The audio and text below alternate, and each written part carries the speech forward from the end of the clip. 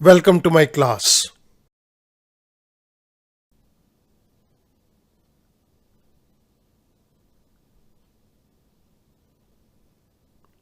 The Indian Contract Act 1872 types of guarantee. इस particular video lecture के अंदर मैं डिफरेंट टाइप्स ऑफ गारंटी को टेकअप करूंगा and this is lecture number 95। Let's move on to the types of guarantee. Types of guarantee. We find that there are two types of guarantees. One is specific guarantee and the second one is continuing guarantee. सबसे पहले मैं आपके सामने specific guarantee को take up करूंगा। Specific guarantee.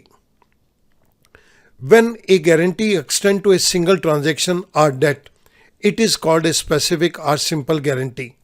जब कोई guarantee सिर्फ एक ट्रांजैक्शन के लिए या एक पर्टिकुलर लोन के लिए दी गई है तो हम इस गारंटी को नाम देंगे स्पेसिफिक गारंटी और simple guarantee. It comes to an end when the guaranteed debt is duly discharge और the promise is duly perform. ये गारंटी समाप्त हो जाएगी जब डेट को रीपे कर दिया जाएगा या जो प्रॉमिस किया गया है उस प्रॉमिस को परफॉर्म कर दिया जाए। देन द स्पेसिफिक और simple guarantee comes to an end. Let us look at an example. Mr. D borrowed rupees 1 lakh from Mr. C. D is debtor, C is creditor. Mr. S stood as a guarantee for the repayment of the loan. Mr. S is surety. इसने इस loan की repayment की guarantee की है। This is an example of specific guarantee. जैसे ही mister D mister C को loan की रिपेमेंट कर देगा, the guarantee comes to an end. This is the case of specific और simple guarantee. The second one is continuing guarantee. This is section number 129। When a guarantee extends to a series of transactions, it is called a continuing guarantee. जब एक guarantee कुछ number of transactions को cover करे then that is a continuing guarantee. The liability of the surety in case of continuing guarantee extends to all the transactions contemplated until the revocation of the guarantee.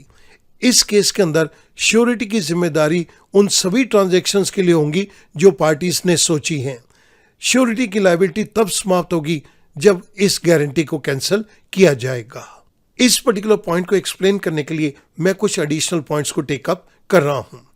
Where surety can fix up a limit on its liability as to time or amount of guarantee, the guarantee is a continuing one. जहां पर surety एक particular time को लेके अपनी liability को fix कर दे, मैं इतने समय तक जिम्मेदार हूं, या एक श्योरिटी एक पर्टिकुलर अमाउंट तक की गारंटी कर दे, मैं इतने अमाउंट तक के लिए जिम्मेदार हूं, then this is the case of continuing guarantee.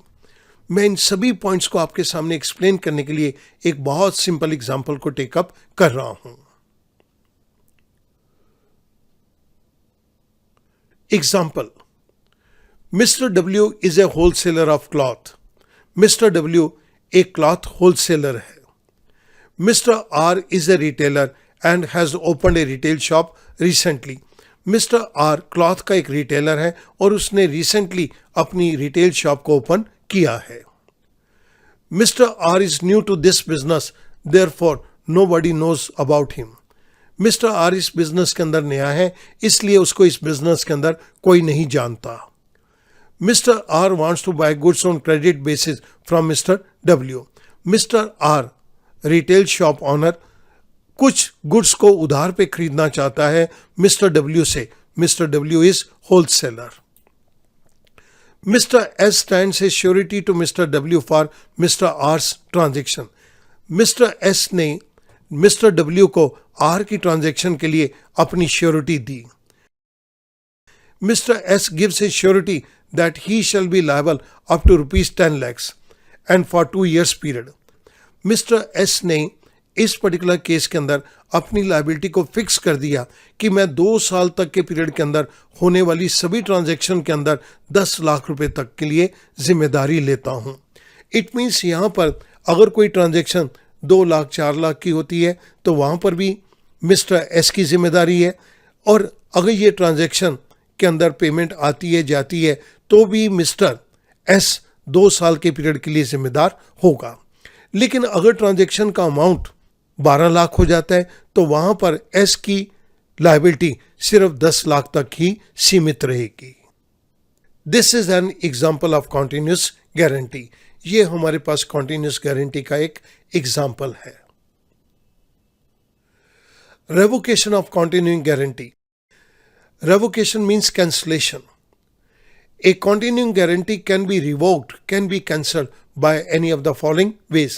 एक continuing guarantee को नीचे दिए गए तरीके से हम कैंसिल कर सकते हैं। The first one is by giving notice. Section 130 is applicable. By giving a notice to the creditor for the future transactions, a continuing guarantee can be revoked at any time by the surety. एक surety continuing guarantee को cancel कर सकता है अगर वो creditor को एक notice भेज दे कि अब वो फ्यूचर की ट्रांजैक्शन के लिए जिम्मेदार नहीं होगा। Then the continuing guarantee comes to an end. Second point, by death of surety, section 131। The death of the surety will operate as a revocation of the continuing guarantee with regard to the future transactions. जैसे ही surety की मृत्यु होती है उसके साथ ही continuing guarantee को कैंसिल मान लिया जाएगा कि फ्यूचर की किसी भी ट्रांजैक्शन के अंदर अब श्योरिटी की कोई जिम्मेदारी नहीं है। No notice of death need to be given to the creditor. Surety की डेथ का कोई भी नोटिस क्रेडिटर को देने की आवश्यकता नहीं है क्योंकि श्योरिटी की तो ऑलरेडी डेथ हो चुकी है और ये जिम्मेदारी हम किसी और के ऊपर नहीं सौंप सकते। सो डेथ का नोटिस क्रेडिटर को दिए जाने की कोई जरूरत नहीं है। The legal heirs of the surety will not be liable for any fresh transaction entered into by the creditor with the principal debtor after the death of the surety.